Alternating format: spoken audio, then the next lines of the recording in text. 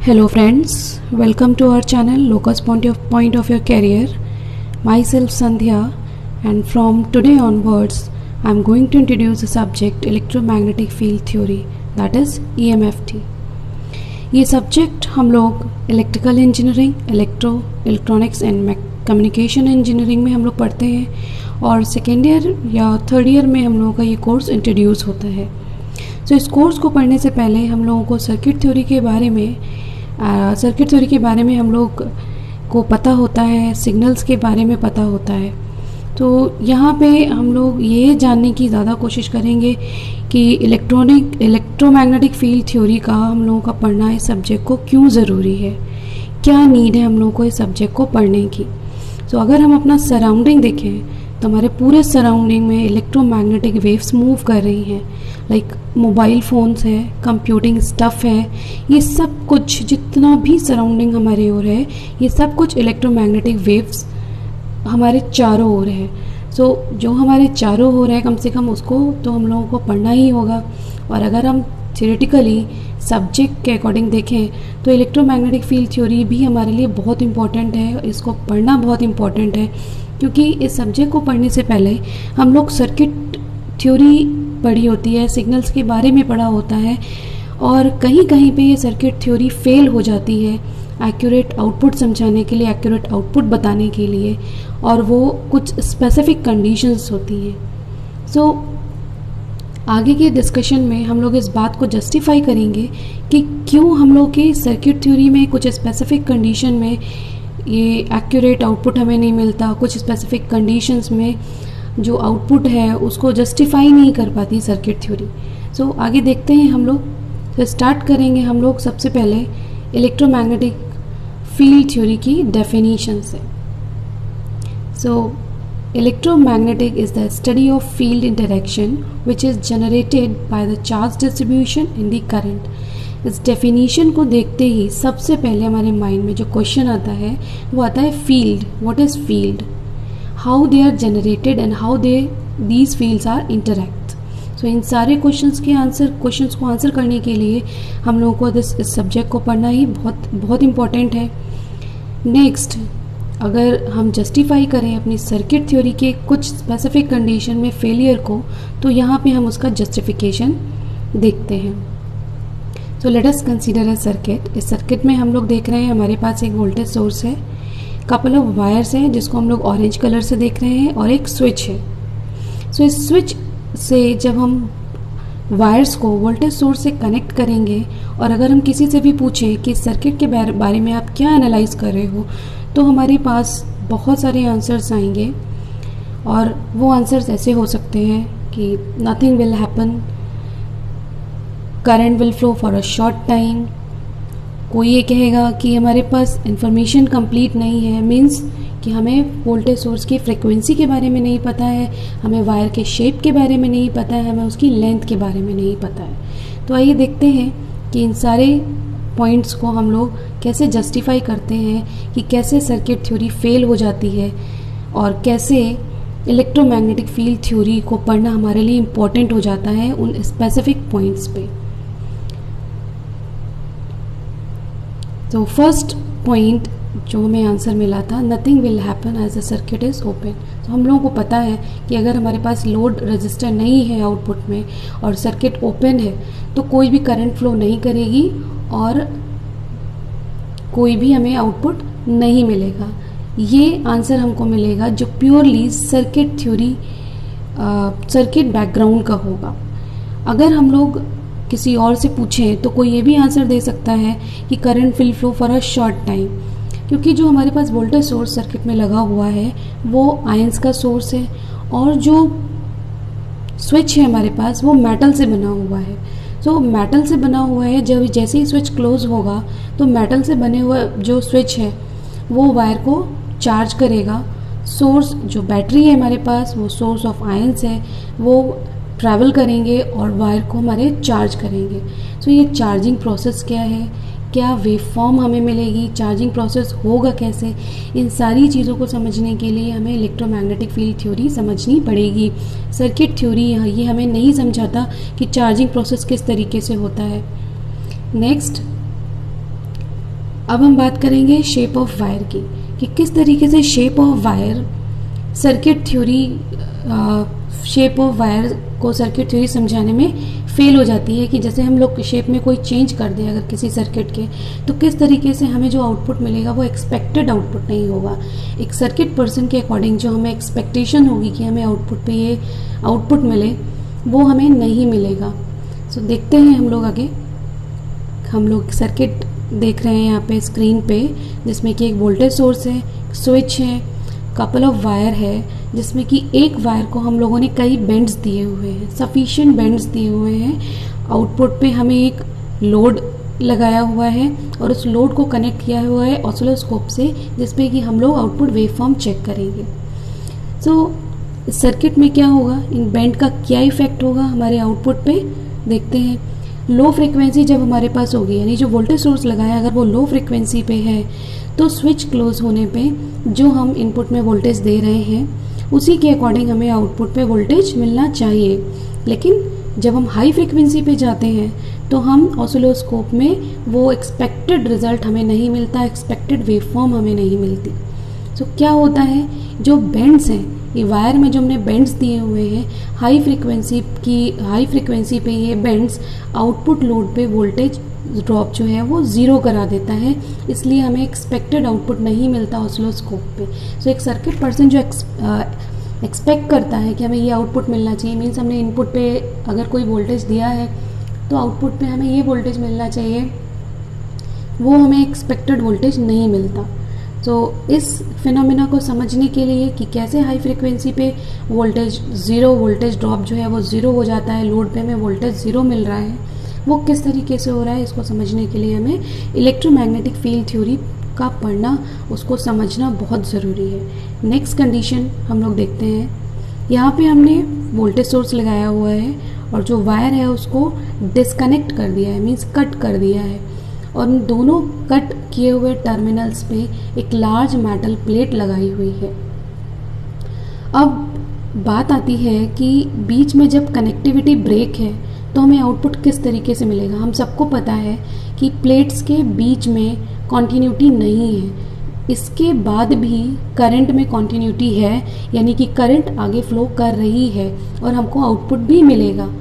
Output का voltage और current जो है उनके फेजेस में डिफरेंस हो सकता है, वोल्टेज का फेज डिफरेंस मिलेगा, करंट का नहीं मिलेगा हम लोगों को। तो किस तरीके से इन कैपेसिटर्स के बीच में या पैरेलल प्लेट्स के बीच में, इनको हम लोग कैपेसिटर बोलेंगे, जो ये पैरेलल प्लेट्स हम लोगों ने लगाई है इन्हें हम कैपेसिटर बोलते हैं। तो इन कैपेसिटर, जैसे ही हम बोलते हैं इनको कैपेसिटर बोलते हैं, तो हमारे दिमाग में क्वेश्चन आता है ये कि ये कैपेसिटर के बीच में क्या प्रोसेस हो रहा होगा, ये कैपेसिटेंस वैल्यू है क्या, इसको कैसे कैलकुलेट करेंगे, ये सारी बातें हमें सर्किट थ्योरी के थ्रू हमें नहीं पता चलता। इसलिए इन्हें समझने के लिए भी हमें इलेक्ट्रोमैग्नेटिक फील्ड थ्योरी को पढ़ना होगा। नेक्स्ट अब हम बात करते हैं लेंथ ऑफ वायर, मीन्स कि वायर का लेंथ जो है वो किस तरीके से इफेक्ट डालता है आउटपुट वोल्टेज पे। तो यहाँ पे हमने एक सर्किट लिया हुआ है जिसमें हमने एक वोल्टेज सोर्स लगाया है और आउटपुट हमने ऑसिलोस्कोप लिया हुआ है जहाँ पे हम चेक करेंगे आउटपुट। साइड के डायग्राम में हमने देखा हुआ है, एक हमने वेवफॉर्म ली हुई है, साइनोसॉइडल वेवफॉर्म ली हुई है, जिसका मैक्सिमा हमें सम पॉइंट t = 0 पे मिल रहा है, और उसी के साथ ही हमने एक दूसरी वेवफॉर्म ली है जो कि ऑसिलोस्कोप पे हमें दिखेगी। तो उस ऑसिलोस्कोप पे अगर हम वो वेवफॉर्म चेक करें तो जो इनपुट में हमें मैक्सिमम मिल रहा था t = 0 पे, आउटपुट पे हमें t = 0 पे मैक्सिमम नहीं मिलेगा। तो यहाँ पे एक बड़ा कन्फ्यूज़न वाला पॉइंट आता है। अगर हम सर्किट बैकग्राउंड से हैं तो हमारी एक्सपेक्टेशन होगी जो हम इनपुट में वोल्टेज दे रहे हैं वही हमें ऑसिलोस्कोप पे मिले, क्योंकि एक पैरेलल वायर कनेक्टेड है। मीन्स अगर इस वायर की लेंथ किलोमीटर्स में है, बहुत ही लंबा वायर है, तो इसका इफ़ेक्ट क्या पड़ेगा वो हम यहाँ पे देख सकते हैं। तो जो हमें सामने दिख रहा है वो ये है कि जो मैक्सिमा है इनपुट वेव पे वो t = 0 पे है, एंड जो आउटपुट वेव पे हम मैक्सिमा देख रहे हैं वो किसी और पॉइंट पे है, that is t = L/V, where L is the length of wire and V is the frequency. Clear, source frequency. Okay, so यहाँ पे एक कंसेप्ट आता है कि जब भी हमारा वायर की लेंथ हमारी बहुत ज़्यादा होगी सोर्स और लोड के बीच में, तो हमें वेव फॉर्म एग्जैक्टली नहीं मिलेगी जो हमने इनपुट में दी है। मींस जो हमारा एक्सपेक्टेड आउटकम है वो हमें नहीं मिलेगा। सो जैसे ही हम बात करते हैं कि हमने सोर्स और लोड के बीच में एक लॉन्ग वायर कनेक्ट किया है, एक वहाँ पे टाइम डिले इंट्रोड्यूस होगा और टाइम डिले फेज शिफ्ट को इंट्रोड्यूस करेगा। सो यहाँ पे हम देख सकते हैं कि voltage and current, these are not the scalar quantities, these are waves, so they experience time delay and the phase shift just because of the length of wire.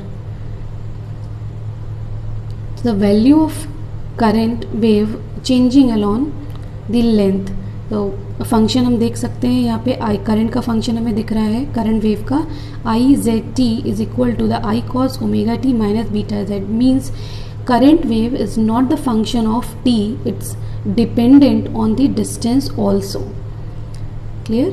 So जैसे ही हम लोग देखेंगे कि सोर्स और लोड के बीच में length wire की बहुत ज़्यादा है, तो हम ये कह सकते हैं यहाँ पे कि जो करंट है वो डिस्टेंस पे डिपेंड कर रहा है, और जब मीन्स डिस्टेंस पे डिपेंड कर रहा है means the length of wire.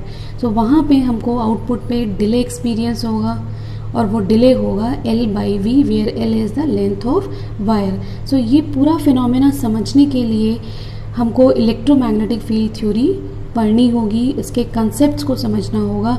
इस पॉइंट पे आके हमारी सर्किट थ्योरी फेल हो जाएगी। और जब हम बात कर रहे हैं हाई फ्रिक्वेंसी में, तब हमारे लिए इलेक्ट्रोमैग्नेटिक फील्ड थ्योरी को समझना बहुत इम्पॉर्टेंट है, और तभी हम ये जान पाएंगे कि इनपुट में जो हम वोल्टेज दे रहे हैं आउटपुट में वो किस तरीके से चेंज हो जा रहा है, किस तरीके से हमें टाइम डिले मिल रहा है और किस तरीके से हमें फेज शिफ्ट मिल रहा है।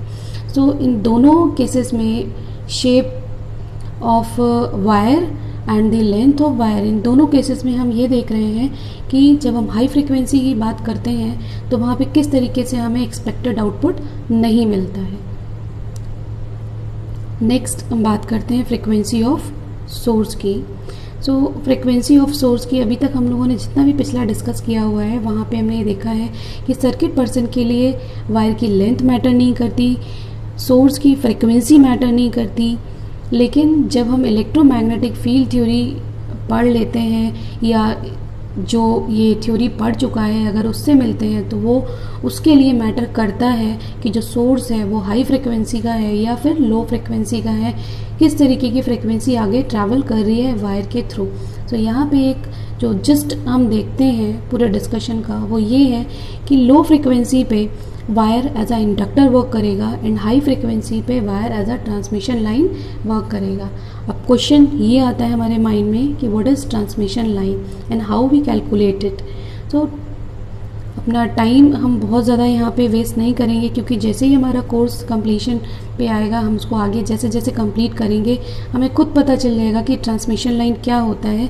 लेकिन थोड़ा सा इंट्रोडक्शन मैं यहाँ पे देना चाहूँगी आपको ट्रांसमिशन लाइन के बारे में। Transmission line, a pair of wire, transmission line is a pair of wire at a high frequency. So transmission line को हम लोग वेरियस पैरामीटर से डिफाइन करते हैं, जिसमें कि जो इम्पोर्टेंट पैरामीटर है वो है कैरेक्टरिस्टिक इम्पिडेंस। और इम्पिडेंस जैसे ही टर्म हमारे माइंड में आता है एक फार्मूला हमको याद आता है, voltage divided by the current. So transmission line defined by the characteristic impedance and characteristic impedance calculated as V upon I, that is the voltage upon the current. Now we know voltage and current are the not scalar quantity. It depends on the electric field and the magnetic field also. Voltage is responsible for the electric field and the current is responsible for the magnetic field. So आगे हम लोग इस discussion को बहुत ज़्यादा आगे नहीं बढ़ाते हैं, हम इस कोर्स को जैसे जैसे कंप्लीट करेंगे हमें डिटेल में पता चलेगा। लेकिन जितना भी डिस्कशन हमारा यहाँ हुआ है हम उससे ये तो जान सकते हैं कि इलेक्ट्रोमैग्नेटिक फील्ड थ्योरी हमारे लिए कितनी इम्पॉर्टेंट है। मीन्स वायर यहाँ पे सिर्फ एक वायर नहीं है, फ्रीक्वेंसीज पे डिपेंड करता है कि वायर हमारा किस तरीके से वर्क कर रहा है। अब हम लोग डिस्कस करेंगे वेरियस एप्लीकेशंस ऑफ EMFT, यानी EMFT का कहाँ कहाँ एप्लीकेशन है। सो हम लोग फाइबर ऑप्टिक्स की जब बात करेंगे, लेज़र डिटेक्टर्स की, या हम लोग बात करेंगे ऑप्टिकल कम्युनिकेशन की, यानी कि लाइट जहाँ कम्युनिकेट हो रही है, कम्युनिकेशन चैनल्स की, वेरियस कम्युनिकेशन चैनल्स हैं, एयर है, कॉपर है, फाइबर्स है, वहाँ पे भी हम लोगों का इलेक्ट्रोमैग्नेटिक फील्ड थ्योरी का एप्लीकेशन बहुत ज़्यादा होगा। KVL, KCL, ओम्स लॉ, ये सारी चीज़ों को, ये सारे लॉज को समझने के लिए हमको इलेक्ट्रोमैग्नेटिक फील्ड थ्योरी का पढ़ना इंपॉर्टेंट है हमारे लिए। RF एंड माइक्रोवेव्स में किस तरीके से कम्युनिकेशंस होते हैं, उसके लिए भी हमें बहुत ज़रूरी है कि हमें EMFT के बारे में पता होना चाहिए, वेव्स के बारे में नॉलेज होनी चाहिए। तो ये वेरियस एप्लीकेशंस है इलेक्ट्रोमैग्नेटिक फील्ड थ्योरी के, जिन्हें हम लोग जैसे जैसे कोर्स आगे बढ़ाएंगे इनका डिटेल में हम लोग चेक करेंगे कि कैसे कैसे इनका एप्लीकेशंस, EMFT का एप्लीकेशन होगा इन सारे कम्युनिकेशन चैनल्स में। क्लियर? सो अगर आपको मेरा ये वीडियो पसंद आता है तो प्लीज़ उसे लाइक करना ना भूलें, चैनल को सब्सक्राइब करना ना भूलें और इस वीडियो को शेयर करना ना भूलें।